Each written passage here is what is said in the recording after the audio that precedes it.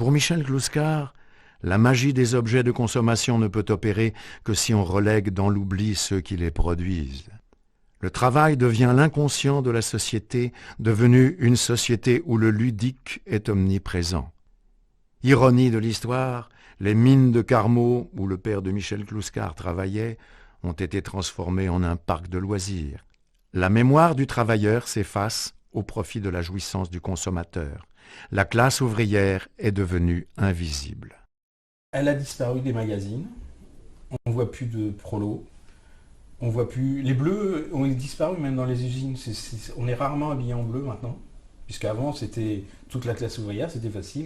En 1936, quand ils descendaient dans la rue, ils étaient tous en bleu. Maintenant, ça fait partie aussi de l'individualisation des gens, et qui ne se reconnaissent plus en une seule classe. Tu vas dans une usine comme la mienne, nous on a un bleu qui est un peu bleu avec un liseré rouge, mais on a ceux qui interviennent sur les mécanos, leur bleu est noir, d'autres c'est les gris et tout ça. Alors qu'avant on était tous pareils, on avait le même rapport, c'était le même patron et tout ça. Maintenant c'est des entreprises extérieures qui interviennent et on est tous différents. Et ça fait partie d'une idéologie qui est on ne veut plus vous voir, vous n'existez plus.